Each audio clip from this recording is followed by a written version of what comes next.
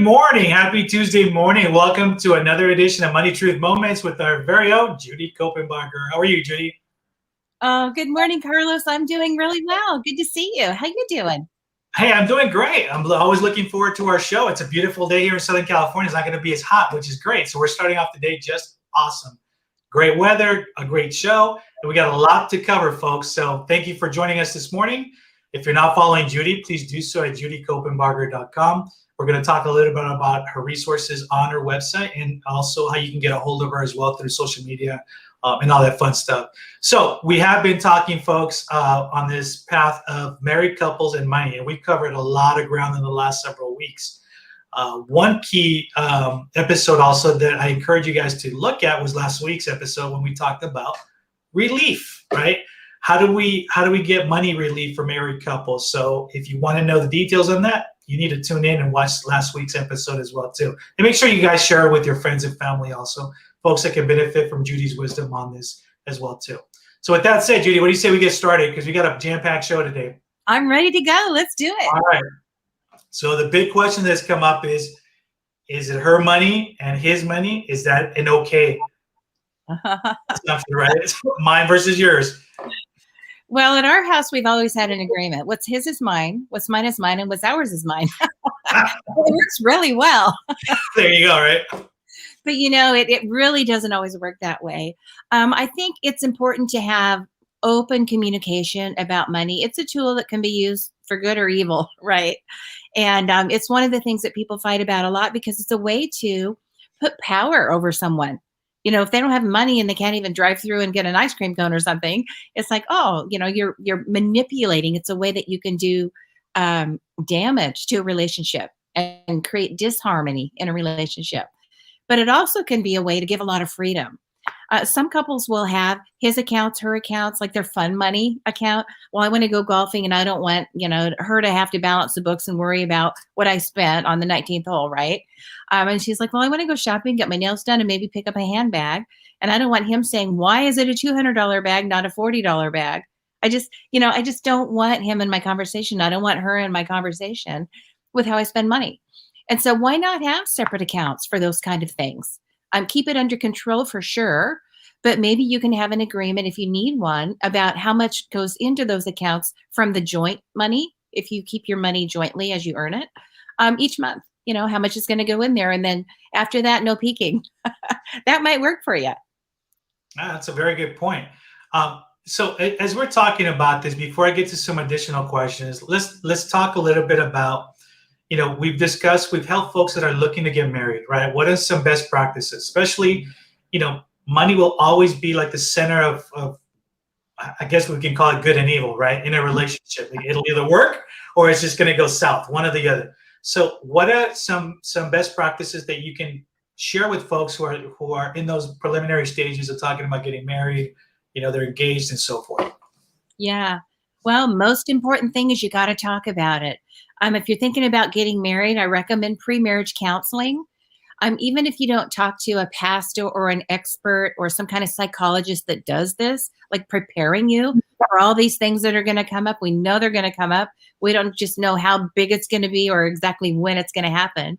But merging two totally independent grown-ups together, that's a lot of work. It's a lot of, you know, negotiation and creating a new reality, a new future.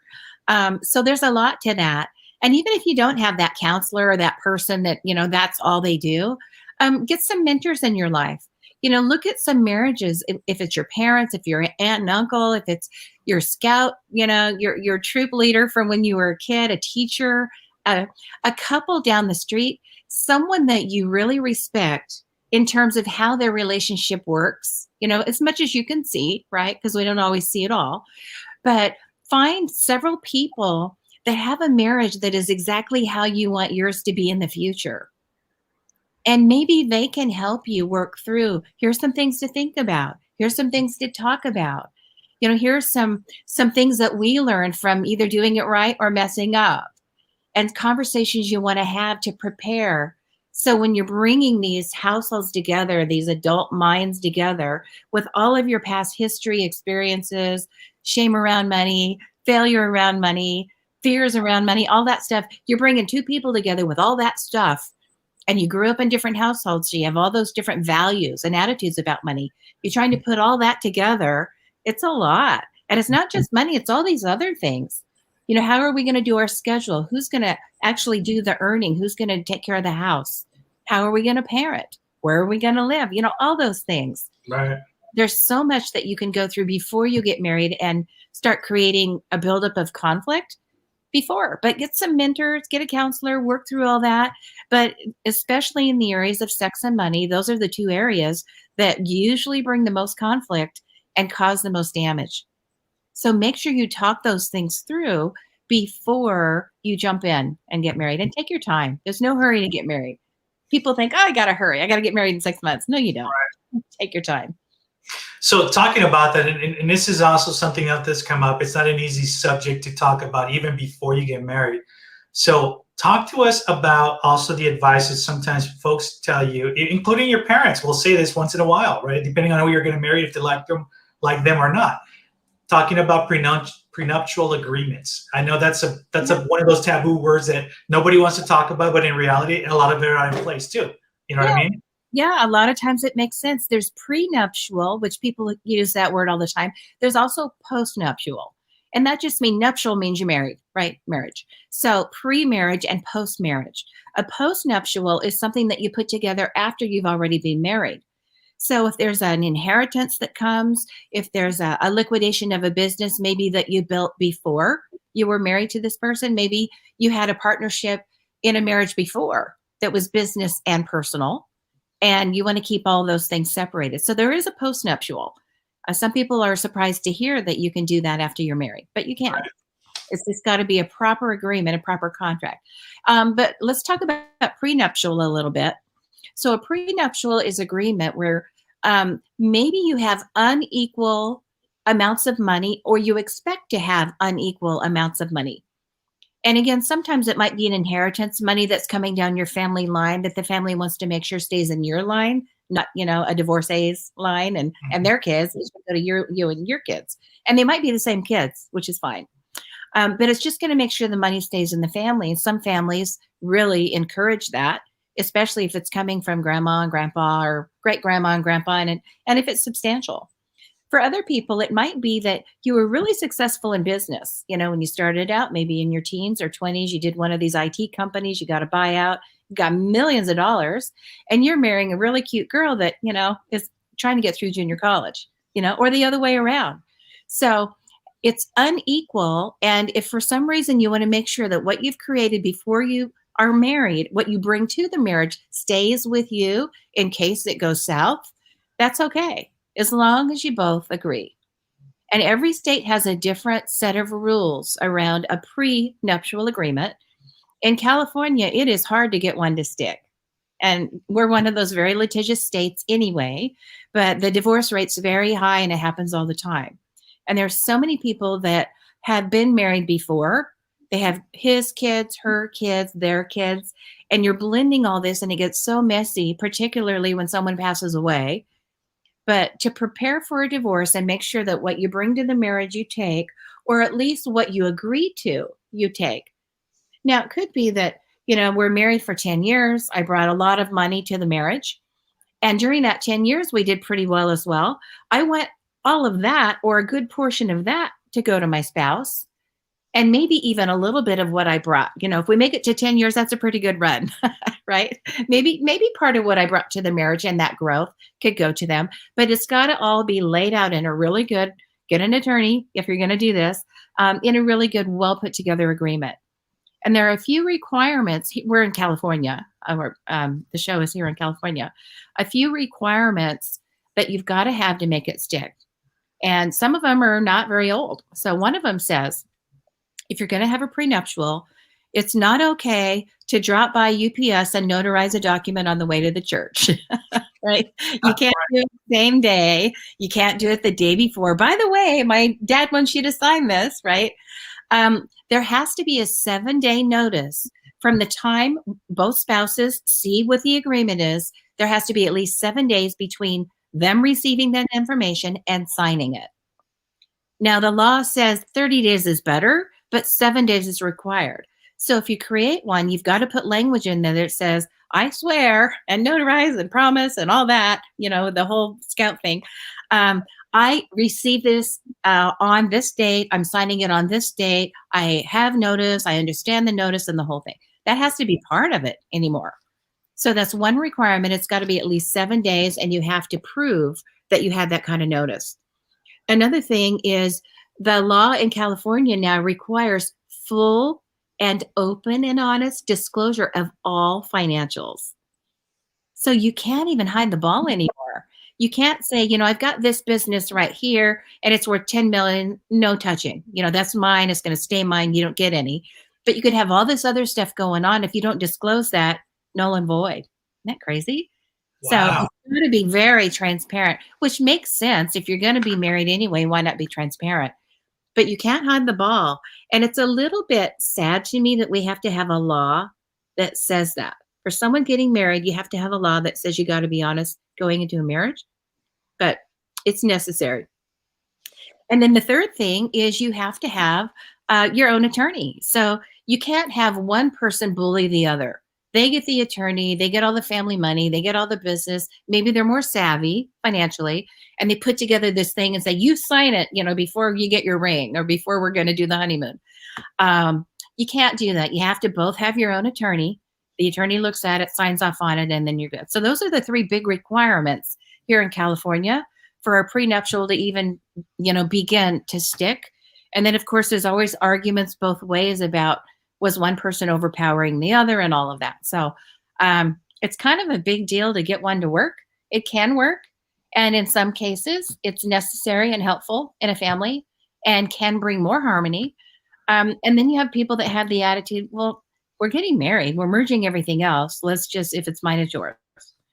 But, I think everybody in the back of the mind, not everybody, many people in the back of their mind, especially if they, one or the other or both have been married before or several times before, it's like, yeah, I don't know if it's going to stick. I don't trust myself for this to be a lifetime commitment. And if it's not, I want to protect what I have. And it's also when you look at it from a different perspective too, it's kind of like, it's hard enough that you're looking to get married and build a life together with someone, but to kind of start out right out of the gate with something like this, also, I think it's also created a lot of stress, pre-stress before you even take that other step, which in some cases is good because you know what you're getting into. And then on the other hand is it's not really all about just love. You know what I mean? When it comes right down to it. Yeah. And it works both ways. I mean, for some people, this is the most effective way to bring peace and harmony. Right. For other people, it can be that stress. So that's just one of those things. And we were talking about communication and working it out and, all the areas of marriage. If we're going into it with our eyes open, what are the areas that are going to be issues for us? And work them out before you get married. And if everybody did that, I think the divorce rate would be lower. I don't know if there'd be fewer marriages, maybe. But there might be a lot of marriages that shouldn't have happened, right. Especially these ones that get rushed into getting married for the wrong reasons, hindsight, right? Yeah. And folks, thank you for joining us this morning. We are talking about today, continuing our series on married couples and money. But today we are actually talking about her money and his money. We just covered prenuptial agreements. I also want to put it out there, if there are any family attorneys out there who can share some stories also about some of the prenups and things that you've seen, we would welcome the opportunity for you guys to share that with us. Send us a message or just post something on our video as well too, giving your opinion and your 2 cents on that. So Judy, before I jump into the next questions, I want to talk a little bit too about your website. There's a lot of resources, and since we are talking about prenups, we are talking about his and her money. Share with the folks out there what's some of these free resources, folks. I'm telling you, free resources that are out there on your website, judycopenbarger.com. Yeah, there's a lot of good free stuff. You can go to YouTube, Google me on YouTube or YouTube me on YouTube or however, Judy Copenbarger there. All kinds of videos.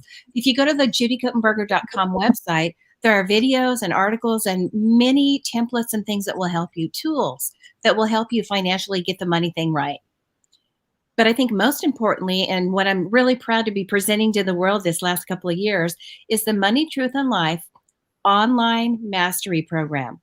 And that you can access through judycopenbarger.com. There's a green Find the Truth Money button, look for the green button. It'll take you right to the course. And what the course does is give you the information that you need about all 5 pillars of finance. There are the protective pillars like legal legacy, insurances. Like, now that I have money, how do I make sure it doesn't poof? That's a legal term, right? Poof on me. Anything you want to know about taxation, not just income tax, all kinds of tax, estate and gift tax, excise tax, IRA taxes, cash flow taxes, all kinds of things. Even sales tax. How do you mitigate the tax hit, the tax bite in your life? And then there are 2 areas that are about growth. So one is cash flows and cash reserves. Like, how much money should I have in reserves? How do I even out the income if I have an uneven income? Like, if I work on commissions and I get a pop every once in a while, how do I make the ride a little smoother? And then finally, investments. And investments might be all of your banking, all of your leverage, all of your real estate holdings, your business interests, and then obviously the stocks and bonds and mutual funds and the bears and the bulls and the money that's going to grow, grow, grow, and eventually become your source of income. So it covers all of those things. It's organized into the 5 pillars of money. There are several classes in each course, and you can watch them all for free right now. So go to judycopenbarger.com, click the little green button to get access to the Money, Truth, and Life online mastery program. And all that right now is free. Watch all the classes you want, all the courses you want. And I would love to get your feedback. The best part of creating a legacy piece like this for me, after doing this for 40 some years, is when I get feedback from someone. And I had nose to nose with a client yesterday that said, I'm so glad we met. I'm so glad that I know that now. I was on this path. Now I'm on this path. Well, that's what I wanted to put out into the world. So this course is my gift to the world for all these things that you could have been on the wrong path for.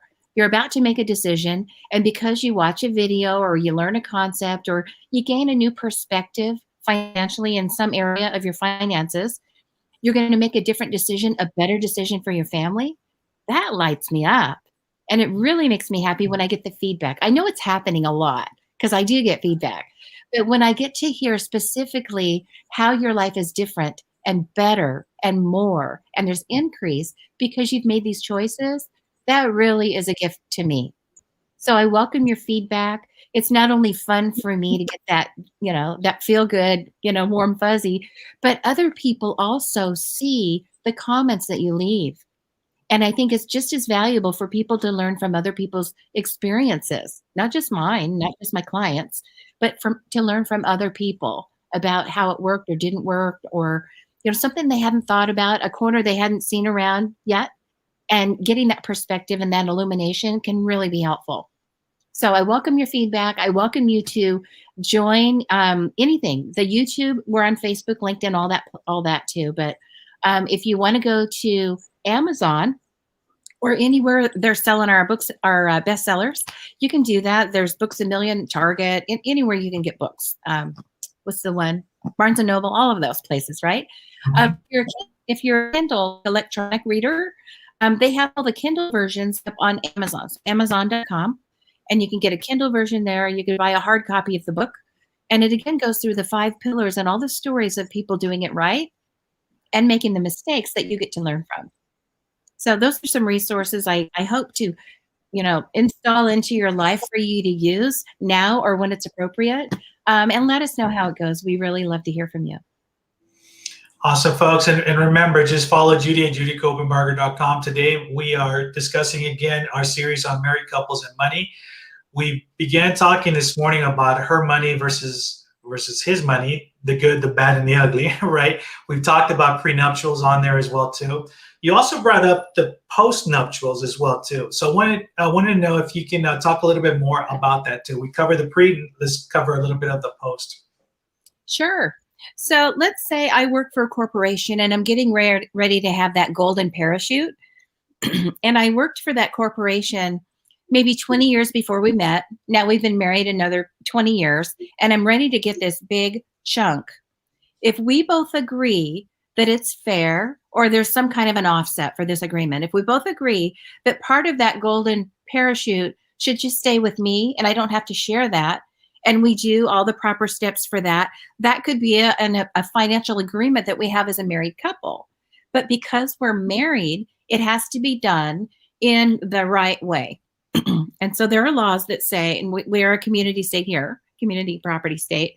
So if I earn money while we're married, the California law, and many states have the same, by the way. California law says, it says if we both earned half of the $100 I made, it says if we both earned 50, that's mine, that's yours. And however much it earns, that's mine, that's yours. So if we agree that there's a portion coming from a corporate relationship I had or some other business partnership I had, and again, it could be an inheritance, we can both agree that's mine. I don't have to share that. And if we both agree and we do the contract right, we can have that post after we're married, post-nuptial agreement, and make it stick. So sometimes there's a good reason to do that. Okay. Also, I want to cover, we talked a little bit also when your best practices before you get married, things for you to talk about. But let's talk a little bit about, we have a few minutes just to kind of discuss once you're married, right? And again, you said basically that, finances is also, it could be good, it could be bad, depending on what communications you have with your spouse, right? Yeah. So what are some things, and I know you've seen a lot throughout your career, what are some best practices that you can share with folks who are kind of going down that path where finances are becoming a problem? Well, communication, everything helps with communication. And sometimes that's actually the cause of the money problems. Sometimes it's money and then communication. Usually it's a communication problem underneath it all.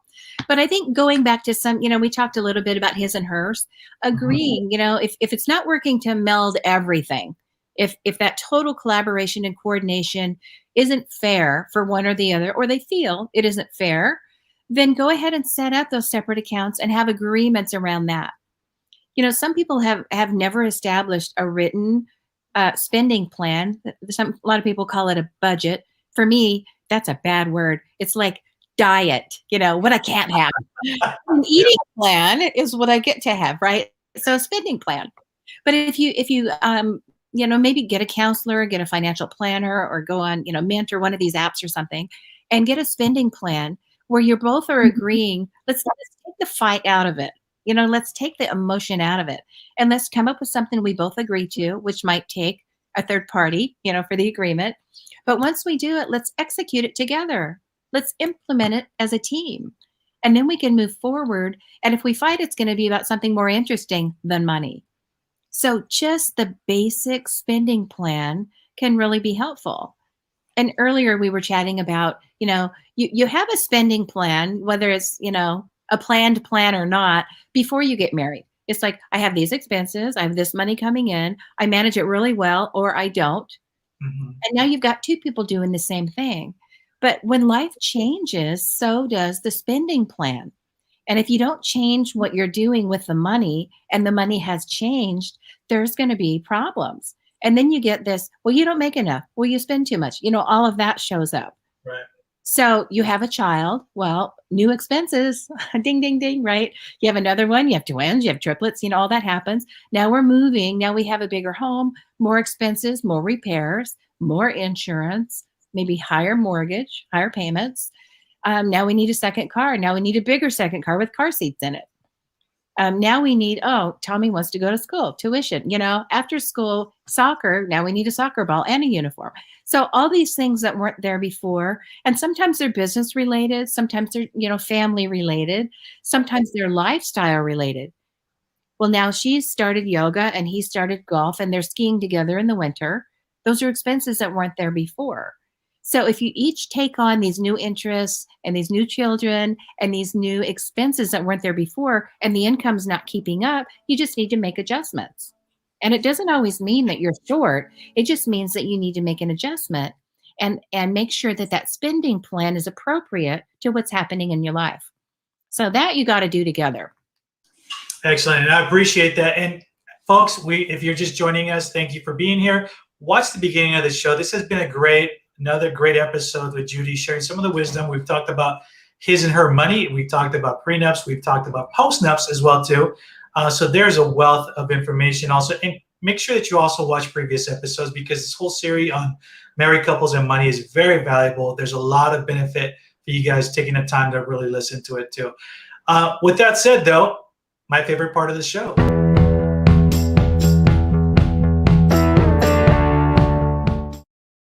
Our Money Truth Challenge. Oh, we've got a challenge for you. Oh, I can't wait for this one. And it's not to make a prenup or a postnup, right? Okay. Maybe that'll make a list, but that's not what it is. Yeah. Okay. So don't worry about that. So the first thing, pen and paper, right? It's got to go from your head, down your arm, through your pen onto paper. It can't just be one of these things. Trust me. All right. 3 things in this challenge, 3 questions to create answers for, to help propel you forward. So one of them is if you're a couple, right? Both of you should do it separately and then bring your answers together. But write down what should be his and what should be hers.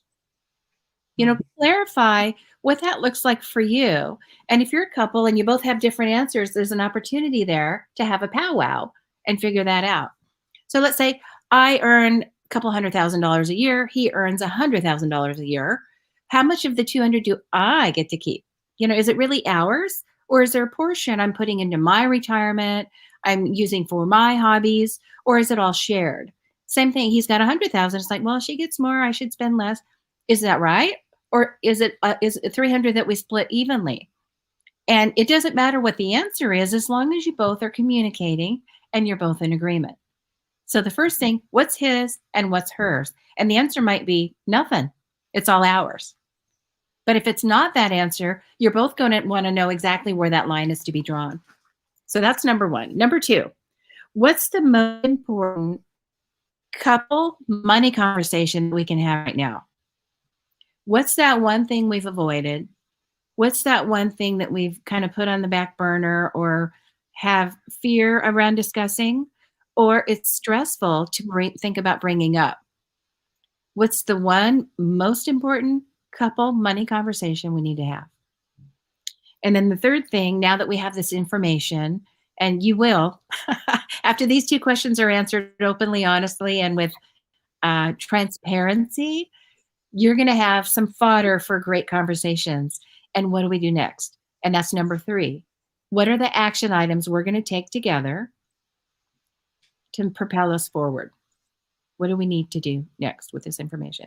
All right. Number 1, what should be his and hers? Number 2, the most important conversation we need to have about money in our marriage. And then the third thing, action items we're going to take to move forward. That's your challenge.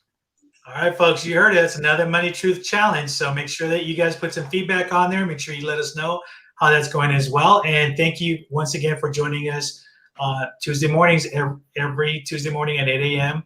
And if you're not following Judy, please do so at judycopenbarger.com. Again, we're on this journey of talking about married couples and money. So we've covered quite a bit of ground the last several weeks. I encourage you guys to watch the beginning of this show as well, when we talked about his and her money, prenuptials, postnuptials. We've talked about relief in the last few weeks, so make sure that you are tuned in. Judy, any last parting words?